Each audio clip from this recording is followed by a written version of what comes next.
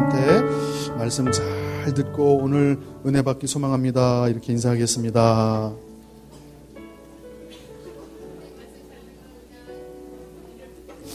오늘 말씀은 신명기 7장을 한번 펴보겠습니다. 신명기 7장입니다.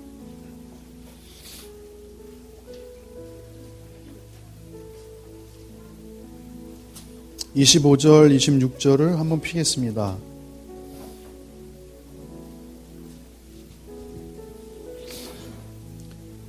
준비, 시작.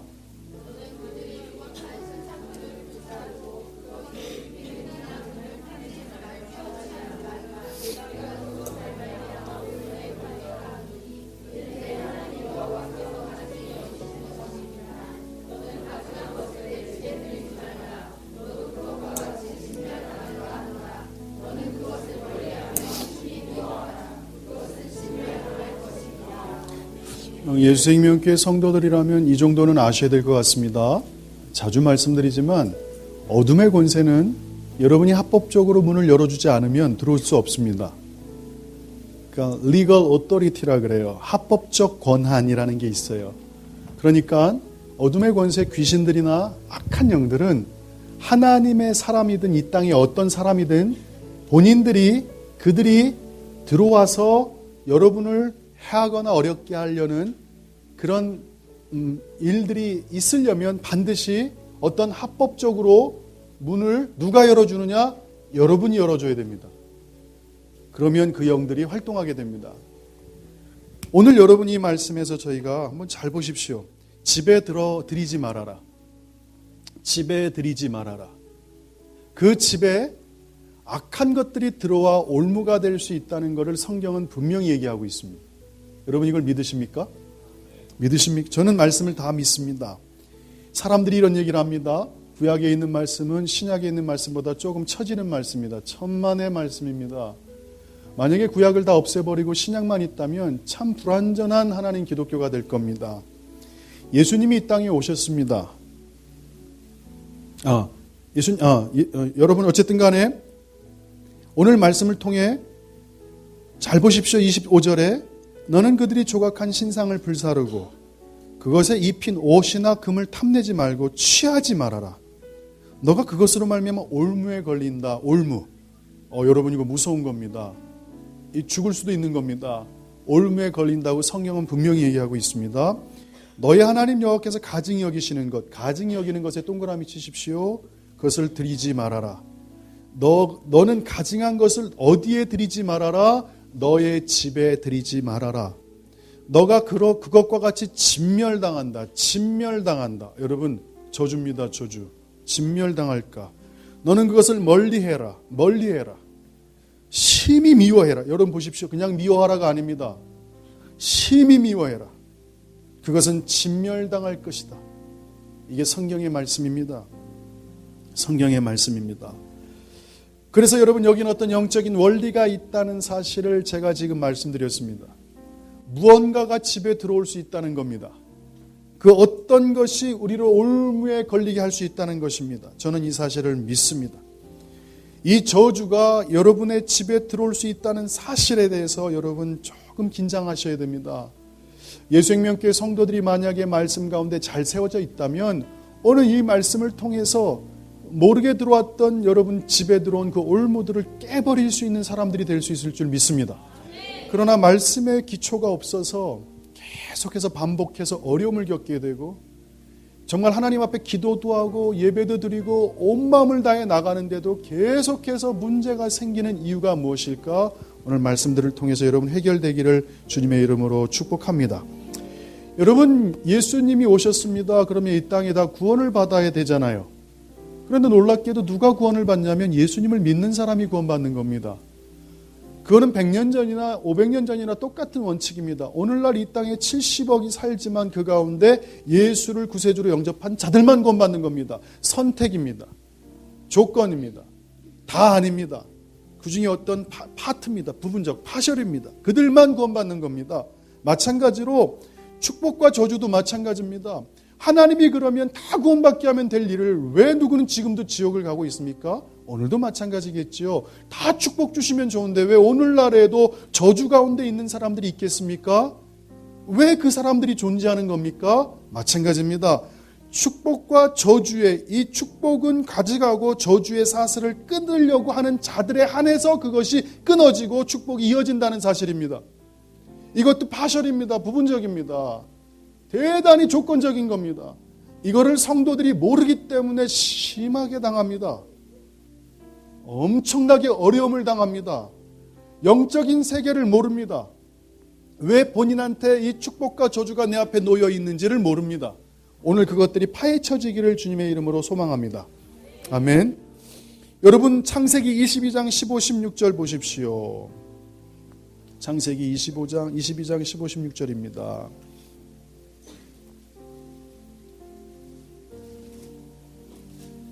여호와의 사자가 하나님의 천사가 하늘에서부터 두 번째 아브라함을 불러 이르시되 여호와께서 이르시기를 내가 나를 가리켜 맹세하노니 너가 이같이 행하여 너의 아들 너의 독자도 아끼지 아니하였은즉 내가부터 읽겠습니다. 시작.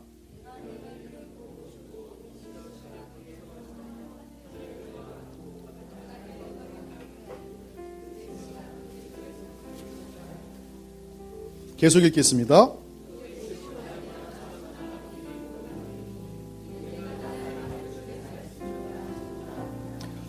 하나님께서 아브라함에게 4,000년 전에 축복하신 이 내용이 지금도 변함없이 이어지고 있다는 것을 여러분 믿으십니까? 축복의 유일한 근원은 하나님이십니다. 아멘. 하나님이십니다. 변함없는 법칙이 있다는 사실을 기억해 두십시오.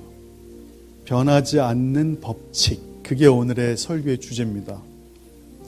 여러분 축복이나 저주는요 한순간에 예측할 수 없이 그냥 랜덤처럼 왔다가 없어지는 게 아닙니다.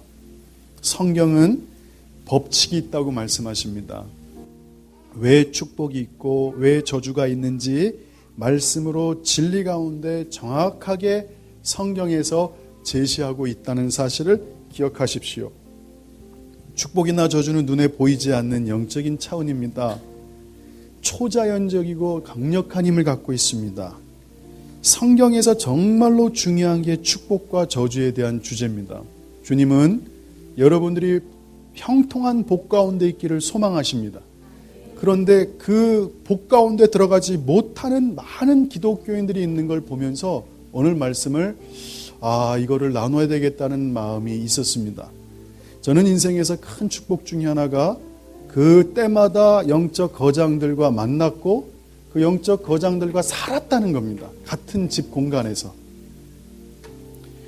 물론 C.S. 루이스하고는 살아보지도 않았습니다. 그러나 한국의 C.S. 루이스가 소개되기 전에 홍성사에서 이미 저는 영국에서 C.S. 루이스를 알게 됐습니다.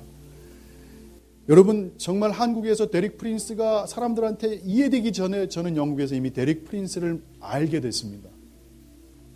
스미스 위글스로스라는 사람을 한국 사람들이 거의 다 모를 때 12명의 죽은 자를 살렸던 영국의 전설 같은 하나님의 종, 정말 숨이 끊어졌던 사람을 바로 살리고 3, 4일 완전히 부패됐던 사람을 예수 그리스도의 이름으로 살려냈던 귀한 하나님의 종을 이미 한국이 알기 전에 영국에서 알게 됐다는 게 너무 감사했습니다. 알란 스코틀랜드라는 귀한 영적 거장집에서 3개월을 살았고 데이빗 맨셀이라는 30년, 40년 전에 영국의 교회를 완전히 뒤집어 놨던 사람. 이 데이빗 맨셀은 어느 정도 사람이었냐면 가가호 집에 전도하러 갑니다. 그래서 예수의 이름으로 똑똑똑 두들기고 누가 나오는데 손이 없다면 바로 그 자리에서 기도했습니다. 예수 이름으로 자라날지어다. 자라났던 사람입니다. 그 데이빗 맨셀이 제 옆에 있었습니다. 저를 아들처럼 아꼈습니다. 그 집에서 살았습니다. 제가 그 얘기들을 들었습니다. 어떤 일들이 벌어졌는지, 본인을 통해서 영국의 어떤 일들이 정말 왜 장님이 눈을 뜨게 되는 일들이 벌어졌는지, 왜 자기를 통해 수많은 영국 교회가 일어나게 됐는지를 증언하는 걸 듣게 됐습니다. 그분은 피아노를 못 치는 사람이에요. 근데 집에 피아노가 있어요. 그 피아노를 치다가 성령이 임하셨어요. 그리고 피아노 연주가 됐어요. 그 곡이 영국 찬송가에 실려 있습니다. 그분의 곡이 영국 찬송가에 실려 있습니다. 그 정도로 대단한 분입니다. 데이빗 맨셀이라는 분하고 살았었습니다. 그런데 오늘 이 말씀은 제가 인생에서 정말 존경하는 사람 가운데 한 사람인 데릭 프린스의 이야기를 오늘 대언해서 나누고자 소망합니다. 여러분 아셔야 됩니다. 정말 제 심정 가운데 여러분이 다 복받길 원합니다. 정말 형통하길 원합니다. 목사는요, 여러분 하나님을 닮아가면 닮아갈수록 어떤 줄 아세요? 지난주 말씀하고 똑같아요. 베드로가 주님을 배신하고 떠났어도 그 베드로 앞에 나타나서 주님이 뭐라고 말씀하시는 줄 지난주에 말씀 들으셨잖아요. 베드로야 밥 먹자. 그게 주님의 마음이에요. 인간이 주님을 배신하고 떠나도 이미 생명까지 주신 분이, 십자가에서 죽으신 분이 그 베드로를 향해서 밥 먹자고 말씀하시잖아요. 목사도 마찬가지예요. 목사가 하나님을 사랑하면 사랑할수록 성도들을 끔찍히 사랑해요. 끔찍히 사랑해요. 여러분은 모를 거예요. 제가 성도들 명단을 가지고서 기도를 해요. 어느 때는 한 성도한테 눈이 딱 꽂히면 눈물이 제 앞을 계속 가려요. 그럼 그 사람 놓고 기도하는 거예요. 계속 기도해요. 하나님 일을 해결해달라고, 이 상황을 벗어나게 해달라고. 그게 반복돼요. 신기해요. 양들의 이름을 놓고서 기도. 정말 저는 강아지 같은 존재죠. 주님은 목자시고. 그러나 제가 이렇게 기도하다 보면 그 마음이 막 느껴져요. 할렐루야. 오늘 여러분들 마음을 여십시오. 피목사는 여러분이 잘 되길 소망하는 겁니다. 아시겠습니까? 잘 될 때 이 사람을 빨리 드러내야 될지 숨겨야 될지 그것들을 다 아는 겁니다. 오늘 여러분들 이 말씀을 통해서 저는 여러분에게 이 저주의 올무가 여러분 집에 안 들어오길 소망합니다. 프랑스에서 아내랑 그림 하나를 샀습니다. 고양이 그림을. 어디서? 체코요? 체코에서 샀어요. 너무 예뻤어요. 근데 한국에 갖고 왔는데 못 걸겠어요. 그거를 그렸던 자매가 좀 이상해요. 영적 상태가 너무 안 좋았던 것 같아요. 조만간에 폐기 처분할 겁니다. 이사하다가 저 구석에서 발견했어요. 여러분, 집안에 들어오는 것들을 주님이 조심하라고 말씀하세요. 그게 올무가 될 거다라고 말씀하고 있거든요. 오늘 여러분이 저주가 집에 들어오지 않길 소망합니다. 여러분 가정에서 끊어지기를 예수의 이름으로 축복합니다. 저주는요, 왜 무섭냐면 우리 삶에 들어와서 우리가 하나님의 능력을 발휘하도록 못하게 방해한다는 거예요. 그래서 악한 결과를 야기시켜요. 정말 그 저주의 뿌리가 어딘지를 찾아내야 돼요. 어떻게 말씀으로 찾아내야 돼요. 여러분, 온전한 치유가 일어나기 전에는요, 저주의 뿌리가 끊어져야 됩니다. 이 정말 중요한 겁니다. 성경은 그렇다고 얘기하고 있어요. 성경은 그렇다고 말하고 있어요. 예수 그리스도의 권세로 깨트리면 저주는 끊어집니다. 그런데 한 가지 물어볼게요. 오늘날 예수 그리스도의 권세를 날마다 사용하는 성도가 얼마나 돼요? 주의 말씀 가운데 붙잡혀 사는 사람이 얼마나 돼요? 하나님의 임재 가운데 주의 임재로 깊이 살아가는 사람이 얼마나 돼요? 그런 자들은 저주에서 해방돼요. 예수 그리스도의 피값으로 보혈로 살아있기 때문이에요. 그러나 수많은 기독교인들이 아직도 하나님 안에 머물러 있지 않기 때문에, 그분의 이름의 권세를 사용하지 않기 때문에, 그분의 임재 가운데 동행하지 않기 때문에 축복과 저주는 계속해서 영향력을 끼치는 거예요. 할렐루야. 오늘 이 말씀의 대상은 정말 하나님을 잘 믿는 자들을 향한 말씀이 아니에요. 하나님으로부터 밍숭맹숭한 사람들에 대한 이야기예요. 오늘 여러분들 마음속에서 딱 붙잡고 여러분 가정에 앞으로는 이 저주가 들어오지 않도록 여러분이 막아서는 귀한 하나님의 종들 되길 소망합니다. 여러분, 축복이나 저주는 공통점이 있어요. 첫째, 축복과 저주는 둘 다 영향력을 미친다는 거예요. 그게 개인에게만 전달되지 않아요. 가족과 시족, 지역, 사회까지 전달이 돼요. 심지어 나라에까지 퍼질 수 있다는 사실을 기억하십시오.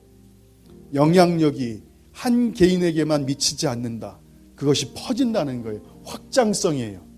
확장성을 갖고 있어요. 두 번째는 축복이나 저주는 중요한 이야기예요. 그 근원을 취소하기 전에는 계속해서 이어진다. 그 근원을 끊어버리기 전까지는 계속해서 이어진다. 발본, 세권해야 돼요. 여러분, 근원을 찾아내야 돼요. 그게 기도의 제목이에요. 몸부림쳐야 돼요. 하나님, 왜 나는 이렇습니까? 왜 나에게는 이런 일이 벌어집니까? 그것을 여러분 하나님 앞에 정말 잠잠히 머물러 여쭤보세요. 오늘 확장성이라는 단어, 축복이나 저주는 확장된다. 둘째, 축복이나 저주는 근원을 끊지 않으면 해결되지 않는다. 해결되지 않는다. 축복과 저주의 영향을 우리가 받고 살잖아요. 이런 얘기하죠. 교회에 다니는데 부모가 집안이 예수 믿은 지 4대 5대 되면 형통하다는 얘기를 많이 듣잖아요. 그래서 어린 나이에 그게 얼마나 부러웠는지 몰라요. 주변에 나는 4대고 5대고 6대라고 얘기를 하는데 왜 그렇게 형통한 것일까? 여러분, 우리 할아버지, 증조할아버지가 예수를 믿었는데 그들에게 계시가 임한 거예요. 끊어버려라. 저주를 끊어버려라. 밑으로 흘러가지 않게 해라. 그래서 그게 축복인 거예요. 그게 복인 거예요. 그러니까 오늘 여러분이 끊어놔야 돼요. 아멘. 더 이상 확장되지 않도록, 더 이상 내려가지 않도록 여러분 대에서 끊어버리기를 예수 이름으로 축복합니다. 심지어는요, 이 저주가 축복이요, 놀라운 게 있어요. 몇백 년까지 올라가는 경우가 있어요. 몇백 년까지 올라가요. 축복과 저주는 초자연적인 힘이 실립니다. 잘 보세요. 아주 쉬운 얘기를 해줄게요. 2차 세계대전이 발발됐어요. 나치하고 일본하고 그 다음에 이태리, 파시즘이 하나가 됐어요. 전 세계를요, 정말로 사악한 구렁텅이로 집어넣은 전쟁의 원흉들이에요. 그런데요, 일본 사람도 수많은 사람을 죽였고 독일도 수많은 사람을 죽였어요. 요즘 결과가 나타나요. 그 죄의 저주의 문을 열어놓은 두 나라가, 독일은 회개하기 시작했어요. 이스라엘 총리를 만날 때마다 사죄를 해요. 우리가 죽을 죄를 졌다. 나치 깃발이 올라가면요, 국가적으로 성토하고 그거를 막아버려요. 두 번 다시 인류를 향한 죄를 범하게 하지 말아야 된다. 이 나라가 계속해서 죄의 근원들을 끊으려고 해요. 그래서 그 나라는 지금 계속 부흥하고 있어요. 일본은 달라요. 여러분 명심하셔야 돼요. 그냥 문제가 생기는 게 아니에요. 반드시 원인이 있어요. 그 나라는 한반도와 이 나라 아시아 국가, 태국만 제외하고요, 모든 이 아시아가 일본의 식민지하에 있었어요. 수많은 사람들이 고통당하고 신음당했어요. 저들은요, 회개해야 돼요. 찾아와서 빌어야 돼요. 그 저주의 근원들에 대해서 대면하고 용서를 구해야 돼요. 그게 되지 않으면 그 저주가 계속 흘러갈 거예요. 여러분, 갈수록 심각해질 겁니다. 일본은 지금 국가 기능을 상실했다고 얘기가 일본에 있는 사람들한테 페이스북에서 계속 연락이 옵니다. 나라가 미디어를 통제하고 나라가 정치를 통제하기 때문에 지금 드러나지 않을 뿐이지, 일본이란 나라는 후쿠시마 원전 이후에 완전히 나라 기능이 상실되기 시작했다는 걸 얘기하고 있습니다. 오늘 여러분, 이런 축복과 저주는 지금도 동일하게 발생합니다. 거기에는 초자연적 힘이 있습니다. 하나님의 능력으로 축복이 될 수도 있고 더러운 악마의 힘이 될 수도 있습니다. 이 축복과 저주는 아까도 말씀드렸듯이 사람에게 영향을 끼치고 대를 이어서 내려갑니다. 오늘 주님께서는 말씀으로 정확한 해결책을 주십니다. 할렐루야. 아멘. 온전하게 회복될지어다. 축복이 내린 이유를 주목하는 건 정말로 중요합니다. 아브라함이 하나님의 말씀에 순종했을 때 하나님의 축복을 받는 이유가 됐습니다. 이 축복은 아브라함에게만 임하지 않았습니다. 모든 자손에게 내리게 되었습니다. 신기해요. 사탄은요, 저주를 갖고서 유대인들을 지구상에서 멸절시키려고 했음에도 불구하고 아직까지 멸절을 못 시키고 있어요. 아직까지 못하고 있어요. 히틀러 때 전체 유대인의 3분의 1을 죽였어요. 지금도 유대인은 계속해서 늘어나고 있어요. IS에 의해서 유대인을 제거하려고 그러는데 계속해서 유대인들은 모이고 있어요. 성장하고 있어요. 왜 그럴까? 이 영혼 불변의 법칙이 작용하기 때문에 그렇습니다. 할렐루야. 신명기 28장 1절 2절이 해답입니다. 한번 살펴보십시오. 신명기 28장 1절 2절의 말씀입니다.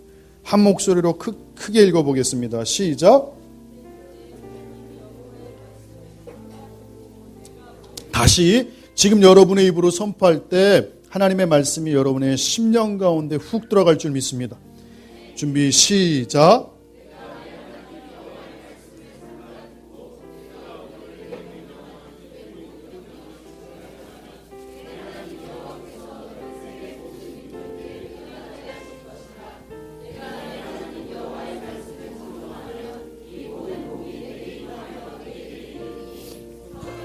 아멘, 아멘, 아멘. 놀랍죠?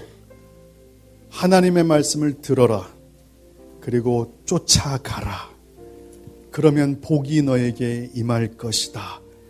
축복은 단순합니다. 주님의 음성을 듣고 순종하고 따를 때 임하게 됩니다. 잠언 26장 2절을 피십시오. 시편 잠언입니다.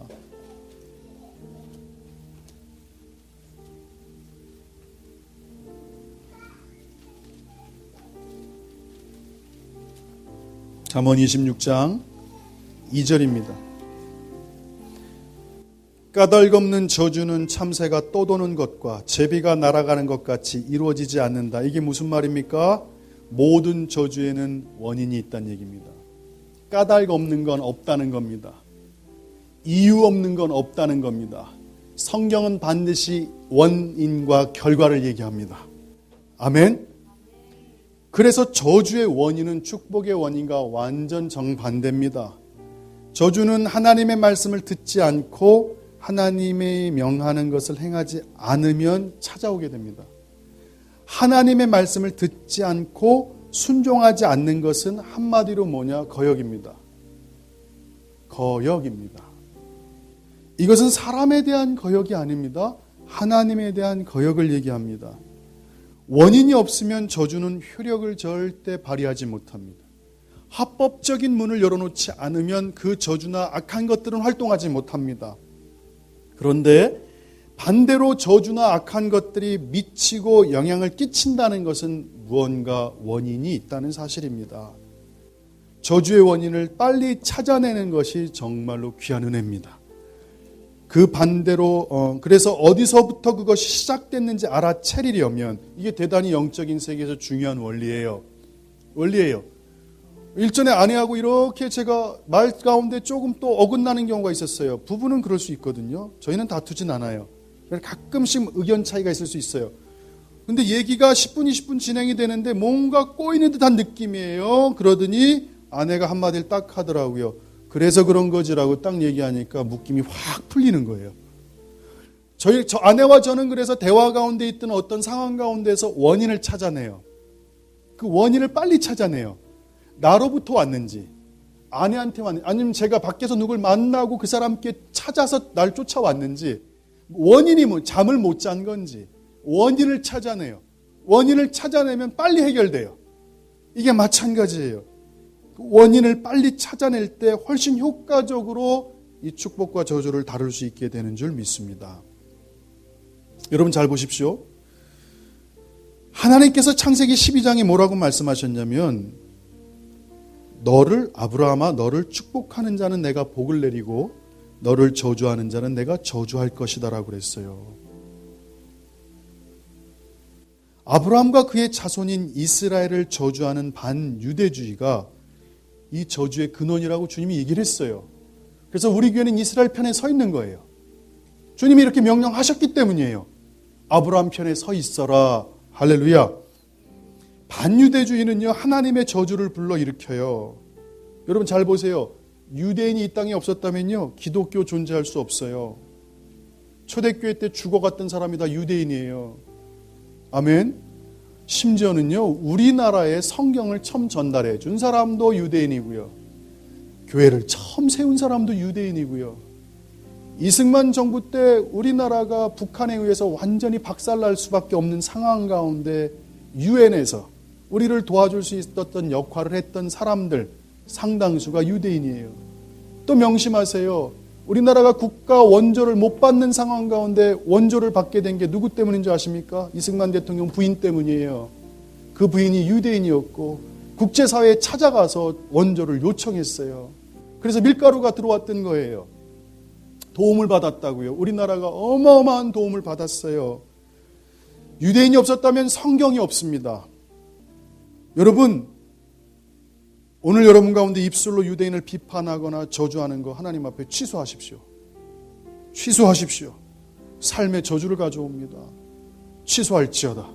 모르고 했던 걸 취소하길 바랍니다. 두 번째, 이 저주의 근원들을 보십시오.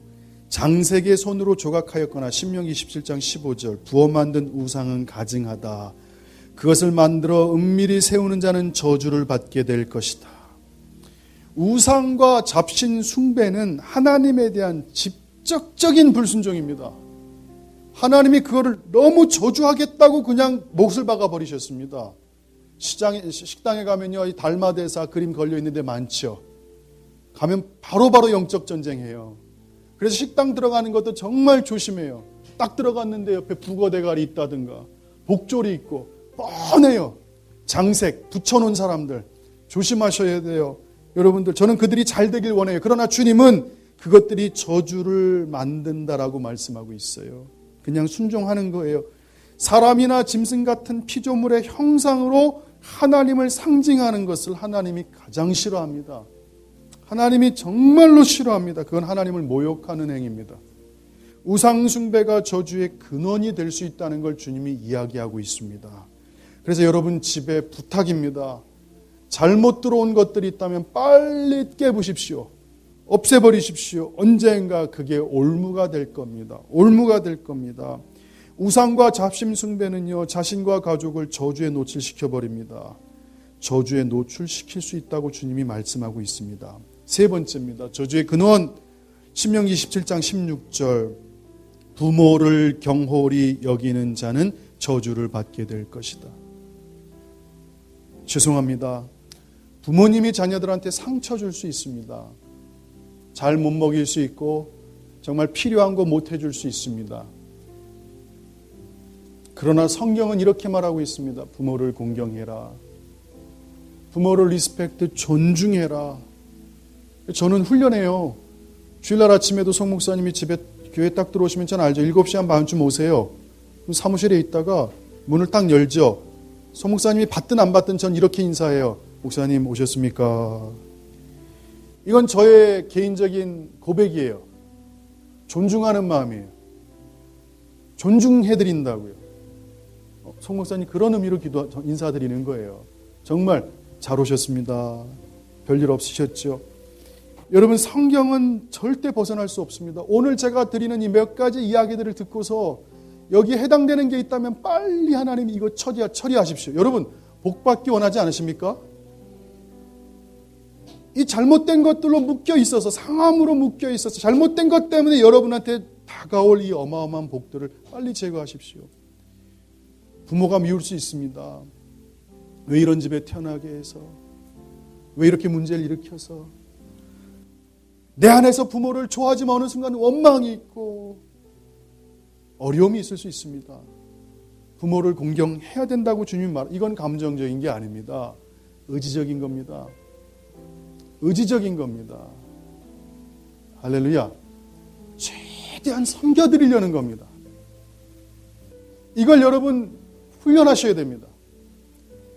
일부러라도 훈련하셔야 됩니다. 부모를 공경하십시오. 존중하십시오. 하나 팁을 드릴까요? 여러분, 히브리적 사고는요, 말로만 공경하는 것을 반쪽아리로 봐요. 100%는 무엇이냐? 정성껏 섬겨주세요. 때와 절기가 되면 부모님한테 할 수 있는 최선을 다해서 한번 해보세요. 한번 해보세요. 부모님이 예수를 믿든 안 믿든 가운데 이 말씀 앞에서 하나님께 갖다 대세요. 하나님, 부모를 존경하면 축복받고 부모를 경홀히 여기면 저주받는다 하셨죠. 제가 부모님께 잘 해드릴게요. 마음은 아프지만 힘들지만 잘 해드릴게요. 그럴 때 하나님이 복 주실 줄 믿습니다. 다시 짚어가는 겁니다. 하나님, 여러분 인생 잘 되기 원하죠. 그럼 여러분이 나중에 컸어요. 애들이 커서 막 예성이가 25, 30 됐는데 이 녀석이 첫 월급 타가지고 바리바리 부모님 드린다고 기쁘지 않겠습니까? 근데 이 녀석이 그 엄마 아빠 한 거 그대로, 엄마 건 엄마 아빠 거, 내 건 내 거. 안 되죠. 자녀들한테 여러분 복 받으려면 하십시오. 반드시 풀어주십니다. 하나님이. 어느 때에 풀릴 수 있습니다.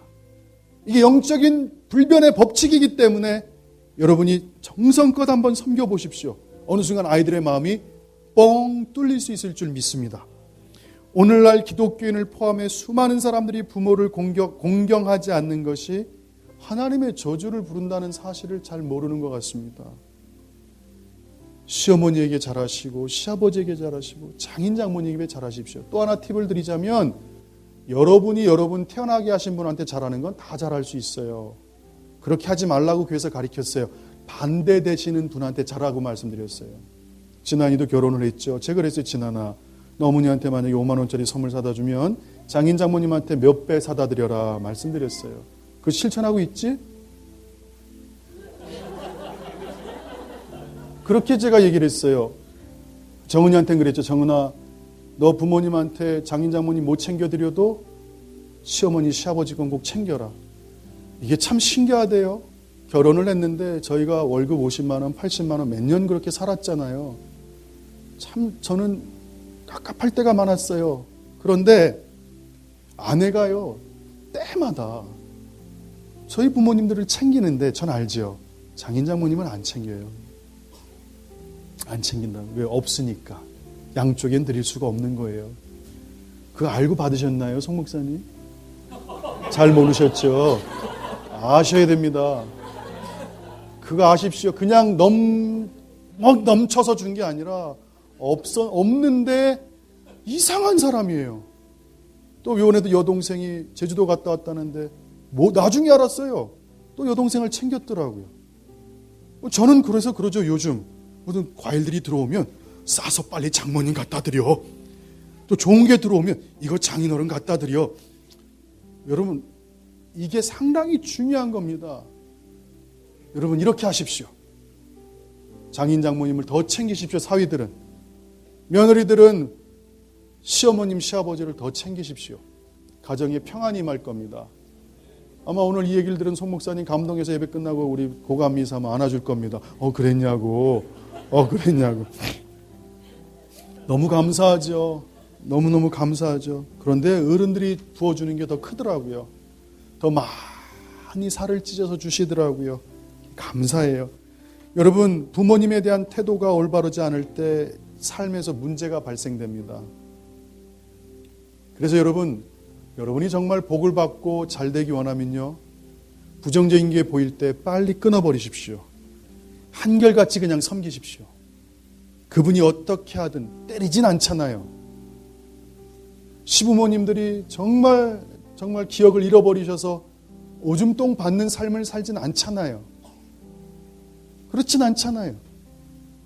저희 장모님 얘기 들어보니까 새 며느리가 그 집에 들어가서 3년 동안 시아버지 시어머니 둘 다 치매 걸리셔서 두 분을 다 대소변을 보는 그 일을 20대 초반에 여인네가 감당했더라고요. 또 장인어른의 형제들이 어마어마하게 많아요. 그런 걸 보면서 여러분, 지금 상황을 여러분 너무 힘들게 보지 마십시오. 오늘 저는 여러분한테 이 저주가 끊어지기를 정말로 소망합니다. 잘하십시오. 주님이 주신다고 말씀하십니다. 부모를 공경하지 않으면 자동적으로 저주에 노출됩니다. 그래서 부모님 말씀이 조금 못 배우실 수도 있고 잘 모를 수도 있고 인터넷도 모를 수 있고 잘 몰라도 그냥 동의하고 부모님 시키는 것에 아멘하려고 하는 자세가 필요합니다. 저도 노력 진짜 많이 하거든요. 그러나 부모가 어떤 사람이든 상관없이 부모님을 공경하는 태도가 있길 소망합니다. 부모에 대한 태도를 고치지 않으면요, 삶의 축복이 절대 임하지 않는다는 이 진리를 가지십시오. 심지어는 구원을 받았어도 성령 세례를 받았어도 은사가 있고 치유와 축사와 예언의 은사가 있어도 이 부모와 관계를 잡지 못하면 임할 축복이 임하지 못하는 일이 있다고 주님이 말씀하고 있습니다. 이건 영원 불변의 법칙입니다. 네 번째 또 법칙이 있더라고요. 맹인에게 길을 잃게 하는 자는 저주를 받을 것이다. 와, 신명기 27장 18, 19절. 맹인에게 길을 잃게 하는 자는 저주를 받을 것이다. 객이나 손님이나 고아나 과부의 송사를 억울하게 하는 자는 저주를 받게 될 것이다. 이게 무슨 말씀입니까? 약한 자들에 대해서 우리의 태도가 중요합니다. 연약한 자들에 대해서 무시하지 마십시오. 저는요, 참 그런 고백을 많이 해요. 차 타고 겨울에 이렇게 오는데 참 신기한 건 아침마다 재활용을 신문이나 박스를 가져가는 분은 다 할머니, 할아버지세요. 특별히 우리 건물에도 저기 할아버지 한번 70 훨씬 넘으신 할아버지가 요 마트에 있는 직원들 박스 버리는 거 다 청소해주고 그 박스 하나 모아요. 2원인가 밖에 안 해요. 2원. 박스 하나 다 이렇게 산더미처럼 가져가도 몇천 원밖에 되지 않아요.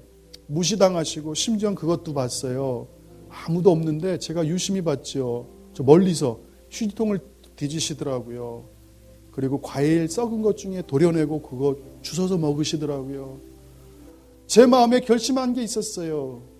제가 비록 그분들을 돕진 못해도 볼 때마다 정중하게 인사하자. 그게 제 마음이에요. 그래서 그분들 뵐 때마다 꼭 차량 문 내리고 인사드려요. 어르신 안녕하셨어요. 그럼 어르신이 입이 이렇게 올라오세요. 할렐루야.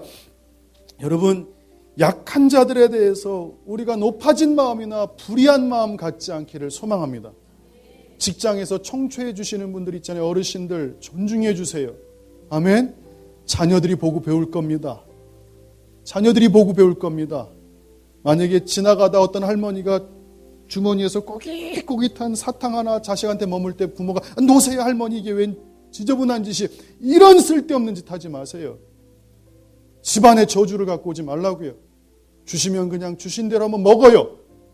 약국 한번 가면 되잖아요. 맞잖아요. 장염 한번 걸리면 되는 거잖아요. 그렇게 살지 말라고요. 받아주시라고요. 지금도 감사한 게 그거예요. 여러 번 말씀드렸지만 이 자세를 갖고 살라는 거예요. 높아지지 마세요. 전도사 할 때 결심한 게 있어요. 교회에 청소하는 분들이 계시더라고요. 그래서 교회 청소하면 똑같아요. 거기 음식물까지 같이 넣으니까 이만한 밑에는요. 음식물 국물하고 종이하고 섞여가지고 그게 구멍 뚫리면 쫙 냄새 기가 막혀요. 근데 그거 들고 가다가 양복 다 버린 적도 있고요. 어른들은 하지 말래요. 권사님들은 어떻게 사역자가 그런 걸 하냐고. 근데 제 마음에 결심한 게 있어요. 저는 이 교회 떠날 때까지 도와드릴 겁니다. 눈에 보이는 대로. 제가 찾아가서 하진 않지만 제 앞에서 만약에 짐을 가지고 내려가시면 도와드리겠습니다. 그분들 밥 먹는 사찰님들 계시는 곳에 저는 자주 들어갔어요.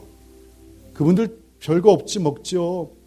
밥 공기 하나에다가 반찬, 김치, 쪼가리 같이 가서 먹는 거예요. 기쁘더라고요. 여러분들 우리 교회 그런 교회 됩시다. 아멘. 요즘은 이제 제가 새벽에 이렇게 아침에 5시든 6시든 늦게는 8시 이렇게 집에 가거든요. 자다가 보면 8시에 가고 안 자면 5시, 6시에 나가는데 매일 청소하는 분이 계셔요. 근데 그분 달라요. 예전 청소하시는 분이요. 띄엄띄엄 설렁설렁했어요. 근데 이분은 정성을 다해 청소하세요. 엘리베이터에 딱 탔죠. 그랬더니 애쓰십니다. 그랬더니 저한테 충만해 보이세요. 아침부터. 교회 다니시냐 그랬더니 교회 다니죠.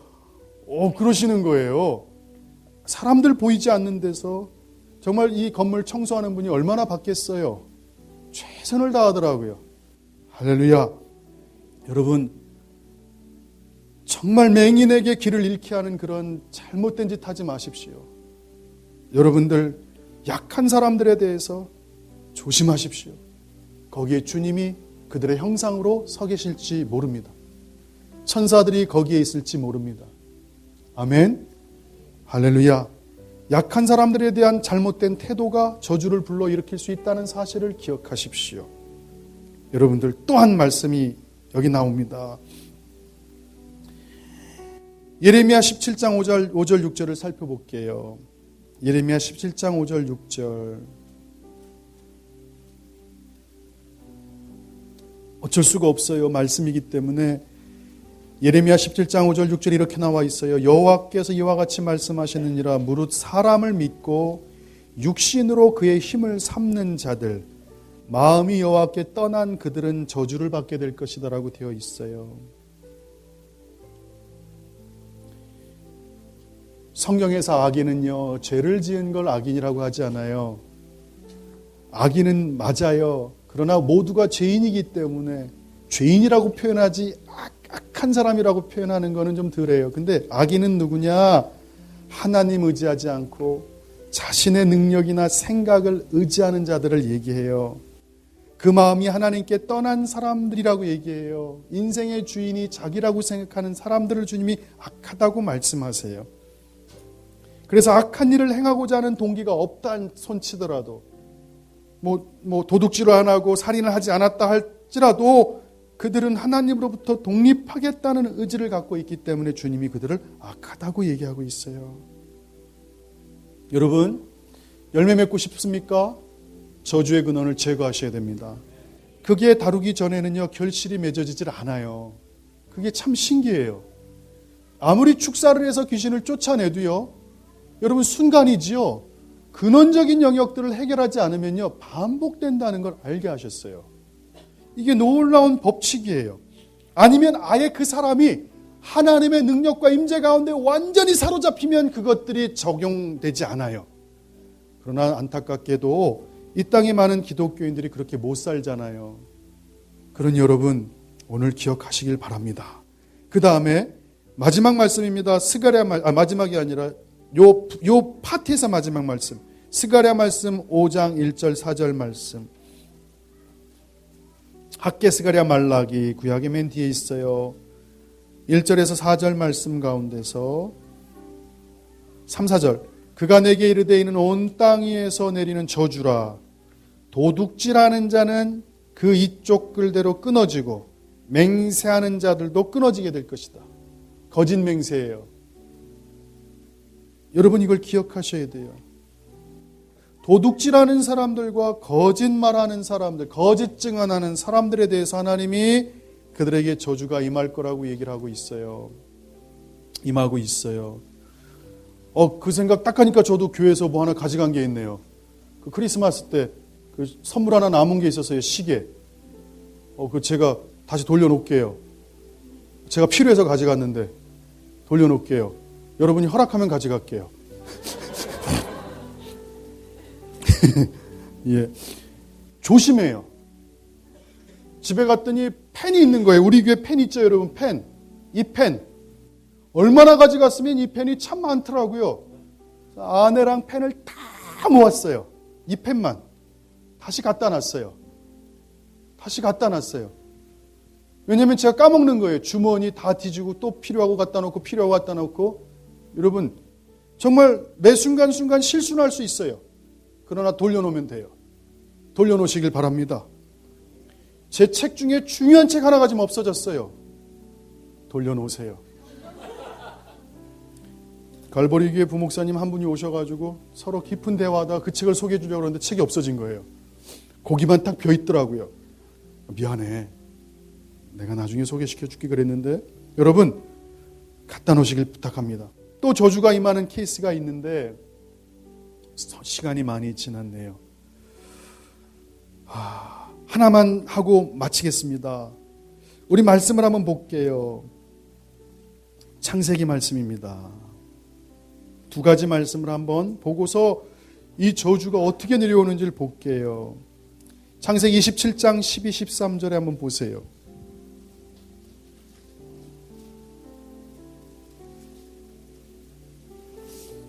창세기 27장. 오늘 이 말씀 잘 마음속에 갖고 가십시오. 이삭이 야곱과 에서에게 축복하는 장면이에요. 12절 13절에 야곱의 엄마 리브가의 얘기를 들어보세요. 아버지께서 나를 만지실진데 내가 아버지의 눈에 속이는 자로 보일 것 같아요. 어머니, 야곱이 얘기하죠. 복은 고사하고 저주받을 것 같아요. 13절 보세요. 어머니가 리브가가 그에게 말하되 내 아들아 너의 저주는 내게로 돌려라.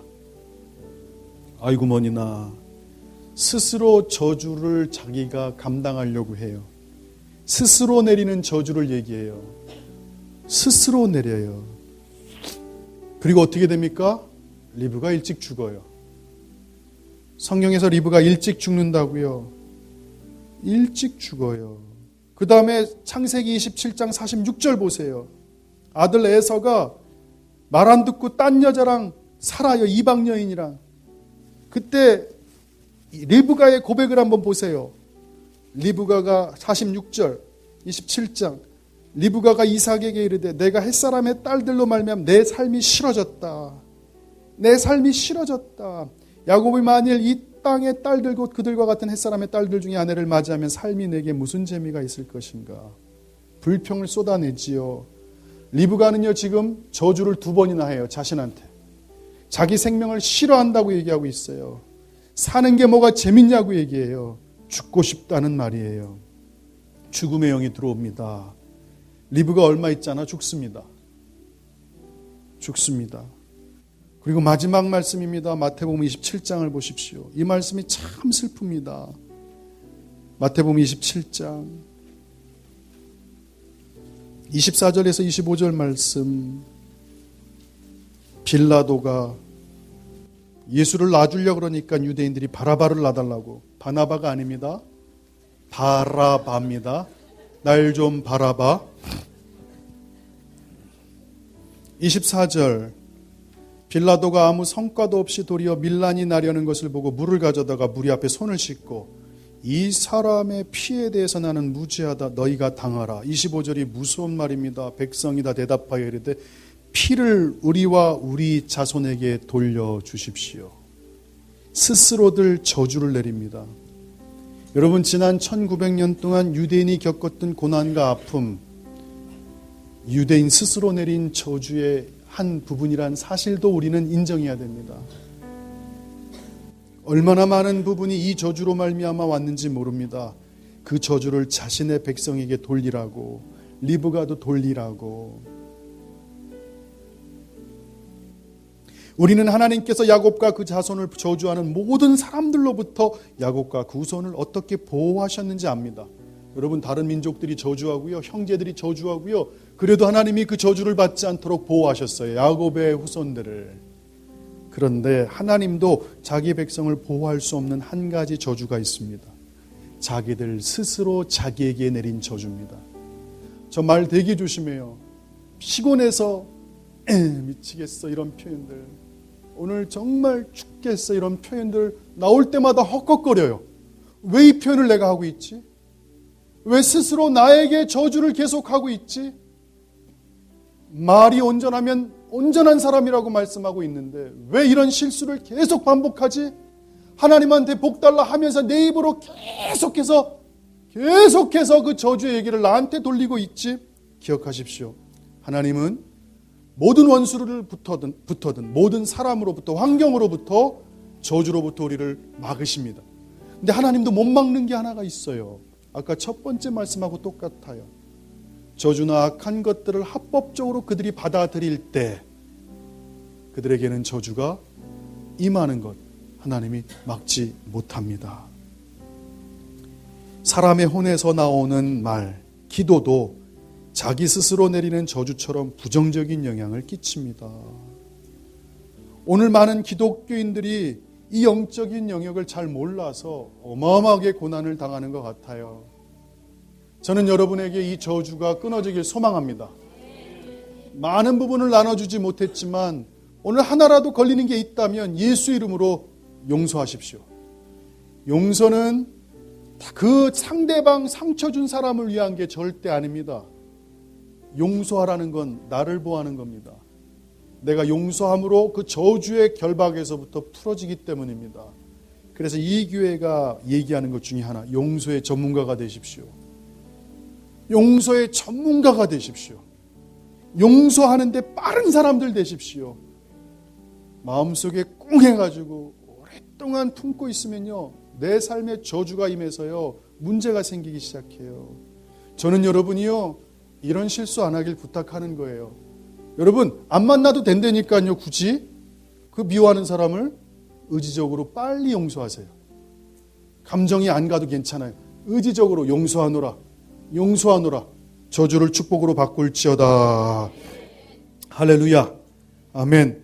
오늘 올매 걸리지 마십시오. 여러분 가정에 이 저주들이 들어오지 말게 될지어다. 형통한 일들이 벌어질지어다. 이 영혼 불변의 법칙을 제대로 깨달아 알지어다.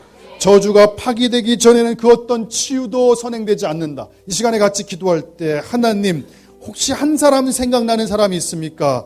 의지적으로 용서하십시오. 너무 밉습니다. 의지적으로 그냥 용서하십시오. 감정 안 가도 괜찮습니다. 의지적으로 그를 용서하십시오. 그 결박이 끊어질지어다. 그 저주가 끊어질지어다. 이 시간 우리 주여 한번 부르짖고 크게 기도할 때 하나님의 용서의 은혜가 임할지어다.